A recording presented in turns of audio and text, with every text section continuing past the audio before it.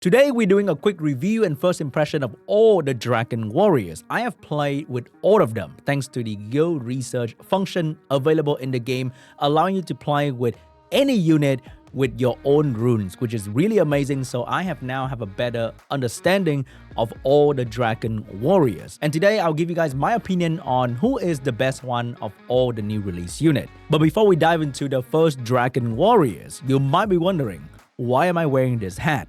Because I need to tell you guys about today's channel sponsor, Age of Empire Mobile, the best war strategy game that you have to try right now using the link down below. And you might be wondering, why am I dressed like this? I am a Chinese general, and you can choose Chinese as your civilization amongst many different civilizations that you can play as. But Sean, what is Age of Empire Mobile? It is an immersive medieval war strategy game that is free to download from the Apple and the Google Play Store right now.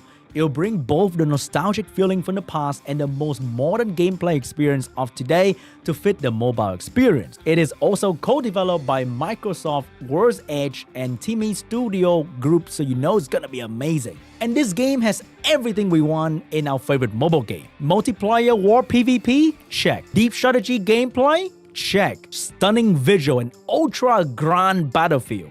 Check. But my personal favorite is that you can play so many different heroes from the past from multiple different civilizations. Maybe you're gonna summon a guy that looks like me right now, with the beard on. You'll be able to battle with thousands of troops on screen, watch them from multiple angles, and push your strategic mind to its limit. There are so many different armies type, commander skill, and various counter strategies for you to explore. And the best part, the game has already gathered 5 million pre-registration. You and me will be starting on this journey together. So you can use the link down below to join the game for free today and use the code on screen to get special top-up offer. It is limited, first come, first serve. So wait for you in the battlefield, General. And now let's take a look at the first Drakan warrior, the Fire One Deragron. He's a very solid single target, basic damage dealer. But he gets the job done. He's a bit funny to use though. Skill 1 can defense break, which is amazing for any damage dealer out there, starting with Theomas to Fire Gojo to this guy. When you can defense break on your own, you don't have to bring a defense breaker for him, which is amazing because you can bring other unit with better utility to protect him. Skill 2 can do damage that ignore defense buff and shield and invincibility, and it can heal himself as well, and this is probably the only healing he's going to get most of the time. Skill 3 would turn healing into attack bar boost and also boost his damage by quite a fair bit. So when you pair him with a unit that heal and attack buff at the same time like Riley or Chasun or Fran, then he will get a lot of damage from the healing skill. In addition, he can recover his HP to max when he defeats an enemy. This HP recovery actually bypasses heal block, so it is not like a conventional heal because it bypasses heal block. It's more like the Chasun skill 3.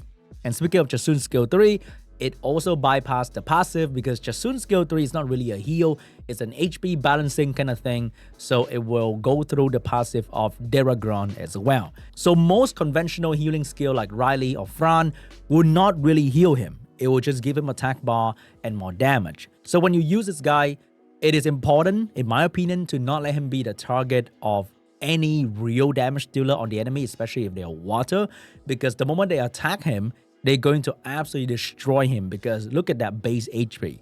Not very impressive. And he should be built as a strong damage dealer with high damage stat, with high attack and crit damage and high crit rate so that he can actually defeat the enemy as quickly as possible. Overall, I don't think he really shines in any situation. He's not a counter to anything in particular. He is just a solid option for doing damage. And maybe they're gonna buff him in the future. The attack power lead is not exactly amazing. I don't think you're gonna use his attack power lead that much anyway. The best thing about him is that he awakens into crit rate and not resistance. Like so many other damage dealer in the game, they awaken into resistance. This crit rate awakening is gonna allow you to build him so much easier compared to other damage dealer.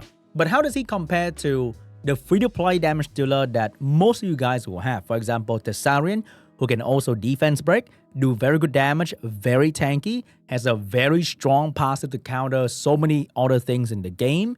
I'm not too sure. I think a fire damage dealer like Thessarian is going to be so much better for the niche defense that you need to use Thessarian to deal with. And if you compare him to the recently released Fire Gojo, I think Fire Gojo might be a little bit better.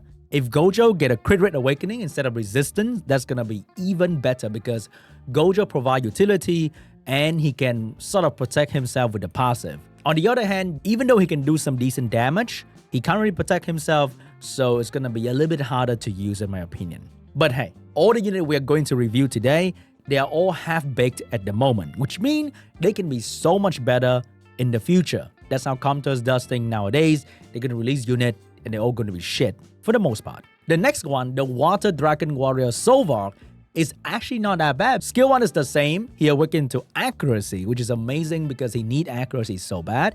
The skill 2 is actually really good. He can absorb attack bar 40% per unit if you're lucky to land all of them, which means he can get full attack bar if he can absorb all the attack bar from the enemy team. But there's a condition. He needs to have no harmful effect. So if you want to use this guy, I think you need to pair him with maybe cleansing or immunity. That's going to make the attack bar absorption part a bit easier to pull off. The skill 3 is also a very nice AoE control skill with silence and glancing. So silence will make the enemy use skill 1 and glancing will make the skill 1 shit. And the threat state is going to allow you to protect your other teammate because they will now have to attack Solvark, which is a defense scaling tank unit, which means you can build him very, very tanky. He's going to take damage and he's going to dish out control and a lot of support capability. So far, I really like Solvark because using him in RTA feels okay as long as you have an AoE strip. He protect your auto swishy damage dealer if you have them on the team, or just protect auto unit in general. And unlike Provoke, threat state doesn't need to worry about resistance. And also when you're on threat state, you receive less damage from the enemy. So overall, I think this guy is amazing. And he probably won't get a buff, I think, because he feels pretty solid at the moment as a water bruiser, CC combination kind of thing. Next up, we have Ereshion, the Wind Dragon Warrior. This guy has one of the coolest skill animation of all of them. Very, very cool. Skill 2, attack bar absorption. And skill 3 will strip and then do a bit of damage on the enemy as well. In the current economy, AoE strip without any additional effect is kinda not good. Because as a wind stripper, you are directly competing with this kind of unit. And this thing is a powerhouse of a strip and control in the same skill. On the other hand, for the Wind Dragon Warrior, you are stripping into a bit of damage, which is great to have, but I wouldn't say it is any mind-blowing damage whatsoever. The skill 2 is great, but there's a condition for it. So I think this guy is lacking a lot in terms of providing the support that he can to the team. Because after the strip, if they come in between, then you're fucked. If you don't stun them or if you don't violent proc into the skill 2, you're kind of fucked. It is the best when he can do skill 3 and then violent proc into skill 2. Or if you build him Despair, then he can strip into Despair stun. But still, any other AoE strip unit in the game that you guys use on a daily basis now have some sort of extra utility to the strip. Because look at Triton. High base speed strip into pushback. And he's not even that popular because he doesn't bring a lot of utility in his skill set. And I think this guy is suffering from that particular problem, is that he stripped into not a whole lot of things. But I think with a small buff, he's going to be amazing because as a wind stripper, he brings defense break, which is not very common to see. And he's tanky. He can be one-shot by Sonya properly if you build him on defense. So that is pretty cool. I feel like he needs to be buffed in the future. Also, maybe change the awakening to accuracy. I think that will fit this guy so much better as a opener with the strip and the attack bar absorption. Now, let's go to the part where most of you guys will not get anyway. The Light Dragon Warrior Fridrion. So this guy is going to be drafted into a situation where enemy is using a lot of debuff. He can take the debuff one time, and that's about it. His passive is like a vaccine. So during the first turn, you will still suffer from all the debuff that enemy can put on you. But if you manage to heal or cleanse this guy quickly and take away the debuff, they cannot reapply the same debuff at all. So in a long and drawn out battle, this guy's gonna be amazing because they cannot reapply the defense spec to kill him. Meanwhile, he can reflect that debuff. If you, let's say you are using AoE unit on your team and you're trying to fight this guy, you're gonna have a very, very bad time because it's gonna reflect all the debuff you're trying to put on him or his team. And he himself can defense break you and absorb your attack bar. And because after turn 1 and he's still alive, he will not get debuff anymore. He will absorb your attack bar all the time, which is really amazing. So I think this guy is going to be great for all the bruiser turn 2 player out there. For RTA, on guild battle, you can pair him with like a Veramos, and then Veramos will take care of the debuff in the first round. And then you can pretty much hit auto because he's going to be super tanky and very, very hard to kill. So I think this guy is going to be great. He has a niche, which is anti-debuff sort of unit. Just like how you draft a Juno, a Veramos, or a Tetra, you can add this guy into your anti-debuff CC squad, and now he will provide defense break and damage for you with some sort of additional damage in the artifact. But there's a problem. You will still suffer the debuff in the first turn. So if they manage to push back your attack bar and kill you, then the passive doesn't really mean anything. So if you draft this guy, make sure your game plan including somewhat of a survivability or maybe revive mechanic so that he doesn't just die in the very first turn. And also, ignore defense will still absolutely shit on him. Lastly, we have Drakar. This guy brings a whole new skill and mechanic to the game, the Duel of Honor. And both you and the target will be using skill 1 only. The good thing about Drakar is that skill 1 of Drakar can defense break. So ultimately, he should be doing more damage and kill the enemy. However, you will not be doing a lot of damage to skill 1. If you don't land defense break early, you might be in trouble. So this skill is not here to kill a tank. I think it is here to kill unit with passive that allow them to survive, like a Beast Riders or Julian or Perna, that kind of thing, so that you can actually attack the enemy and kill it and boost the attack power of the team and decrease the attack power of the enemy. However, if you don't kill, then nothing really happened. It is simply a strip into sort of a provoke for a little bit. It is irresistible, which is kind of cool. But I think it's going to be very, very hard to use because if you want to utilize the skill properly, you have to build Drakar as a strong damage dealer. That's the only way for him to actually kill something with this.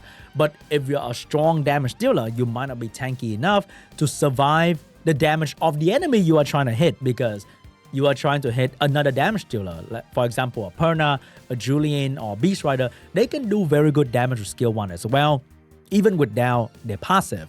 So it is a very risky move if you don't calculate your plan properly. So I'm not sure if this guy's gonna fulfill any niche. Is he there to kill all the funny passive unit? Because this skill will ignore all passive, even passive on your team. So if you have a unit like Nana to try to protect this guy, he will still die without being revived, which is kind of sad. And right now, he is awakening into resistance because Comters think this skill is too OP. They have to nerf him somehow and not give him crit rate or speed or whatever. I think he needs speed awakening so that even if you're not using him as a finisher, you can still use him as a turn 1 provoke unit because the strip and the provoke into the duel is irresistible. So if you want to provoke a Velaju, a tank or whatever, you want to strip the immunity, then you can still do that and not worry about resistance happening. So that's pretty cool. I think Drakar can be very strong, but right now, I don't know about it though. I'm not too sure. So far, I think the best one out of the bunch will be the water one because the identity is clear. He's an AoE control support unit. He's tanky and he awakens into accuracy. Everything about him is very simple, easy to understand, and he's strong. And the second best one will be Fridrion. Another one that the niche is very clear. Anti-debuff, very, very interesting passive, and provide value to the team with the defense break and the attack by pushback. The third best will probably be either Deragron or Drakan. I'm not too sure, but it's going to be between of these two. So this one is going to be a strong damage. This one is also a strong damage dealer.